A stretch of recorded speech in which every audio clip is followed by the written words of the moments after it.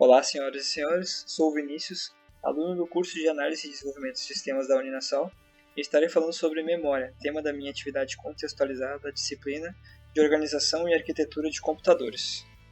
O armazenamento de dados de computador é uma tecnologia que consiste em componentes de computador em mídia de gravação que são usados para reter dados digitais por meio de memória.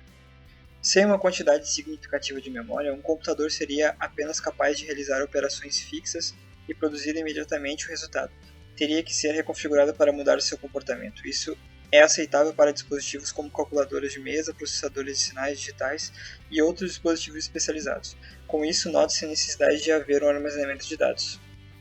Assim como o cérebro humano, que processa as informações por meio de seus neurônios e necessita de um dispositivo, digamos assim, para guardar as informações mais importantes, que depois de muito estudo foi descoberto primeiramente que os dados ficam guardados no córtex pré-frontal e em seguida é convertido em memória de longo prazo e vão parar no hipocampo, que seria outra parte dentro do nosso cérebro.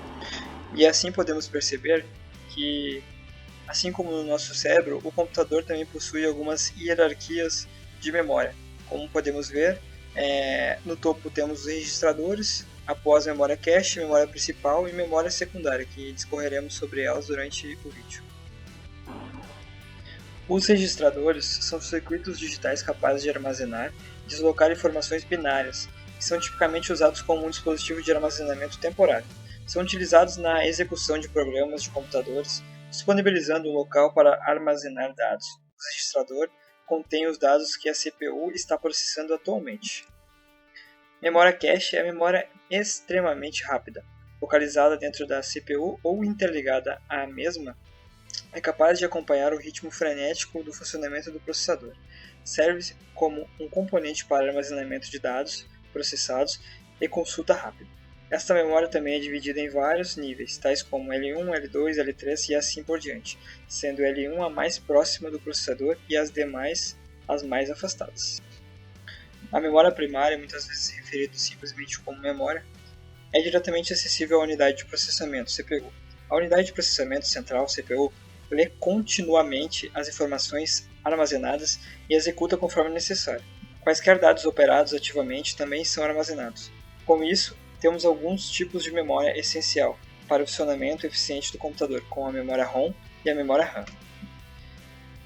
Memória ROM. Normalmente a ROM é utilizada para armazenar firmwares, pequenos softwares que funcionam apenas no hardware para o qual foram desenvolvidos e que controlam as funções mais básicas do dispositivo. Permitem apenas leitura de dados, salvo casos específicos. É uma memória ROM, por exemplo, que armazena a BIOS, Sistema Integrado de Entrada e Saída, responsável por inicializar o sistema operacional do computador. Por ser muito importante, a BIOS é salva em uma memória permanente e não pode ser configurada ou apagada. Memória RAM. RAM de Random Access Memory, ou seja, a memória de acesso aleatório. A memória RAM é responsável pelo armazenamento de informações necessárias para a execução de aplicativos em uso e para o funcionamento do próprio sistema operacional.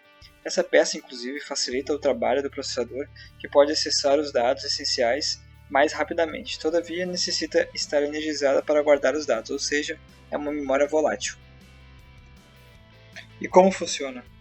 Nesse esquema a gente pode ver que a CPU, que é o nosso cérebro, utiliza-se do cache e da RAM para fazer o armazenamento desses dados que estão sendo processados. E ainda temos nossas memórias secundárias. A memória secundária, ou memória externa, é a memória de armazenamento permanente, que armazena os dados permanentemente no sistema sem a necessidade de energia elétrica e por esse motivo conhecida como memória não volátil. Ela funciona como um complemento da memória principal para guardar dados. Podemos citar como exemplos a memória secundária, o disco rígido, nosso HD, unidade de estado sólido, que é o nosso SSD, e ainda outras alternativas como pendrive, cartão de memória, CDs, DVDs, disquetes, entre outros.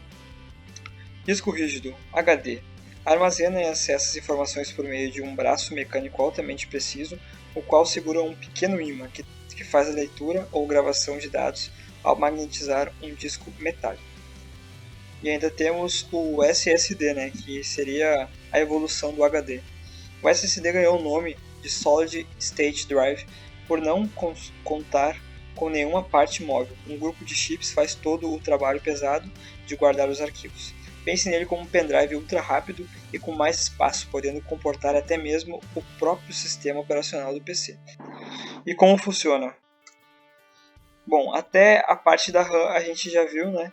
Então, nesse momento, se eu tiver necessidade de guardar alguma informação, algum dado que seja de caráter permanente, que eu não possa perder quando eu desligue o computador, eu vou fazer uso de uma mídia secundária, né? uma memória secundária, que no caso está representada por um HD nessa figura.